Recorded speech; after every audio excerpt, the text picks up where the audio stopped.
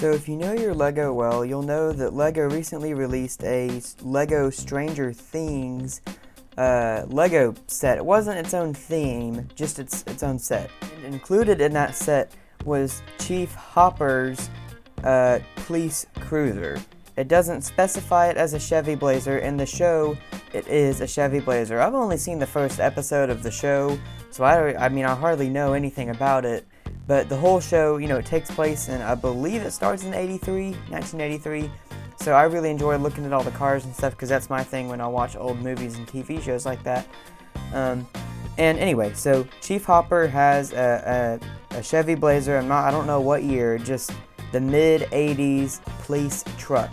And what I did, I used the instructions from that set and basically just took that design and normalized it, I guess. Chevrolet initially launched the Blazer in, I believe, 1969 to compete with the very popular Ford Bronco. Both of these vehicles are actually coming back. Both Ford and Chevy are re-releasing them.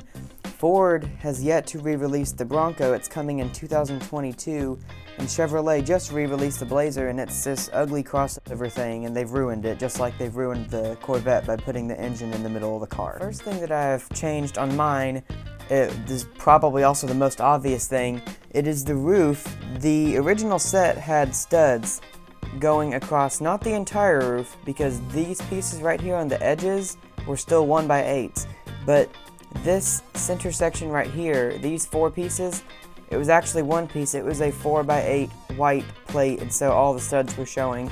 I don't know why I really wanted to change it. It just gives it a smoother look, I guess. No real big reason why. It doesn't make it look a whole lot different, but it gives it a cleaner look, so that's ultimately why I decided to change it. The next thing I changed was I added a spare tire. A lot of these Blazers had a spare tire on the back, and for that matter, so did the Broncos. Both of them did. And it just gives it a cool off-road look to it. The set version didn't because it was a police truck. I'm assuming that's why, but I'm assuming the one on the show didn't have one either. Again, I don't really know because I don't know the show that well. Another thing that is different on mine is that the bumpers are done a little bit differently. The 1x2s were actually that new special piece it's a really weird piece. I don't know what the name of it is, but you'll have to look at the original set pictures, but I changed that just a little bit. I think the back one also was supposed to have them, but I just had it completely smooth. Just again, mainly just because of the parts I had on hand. However, without a doubt, what made me want to build this was not the fact that it was a Chevy Blazer, it was because of that hood design.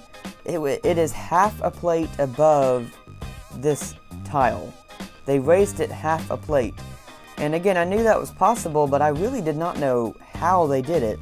So I initially looked at the instructions to even see if I could do it, and I could, so I'm going to take it apart right now and show you how I did it. The turtle shell removed, and with much of the rest of the vehicle, you can see inside this hood and how they did it. So once again, I changed some stuff on mine just to make it easier and actually make it a little bit tougher, but the whole assembly comes off like this.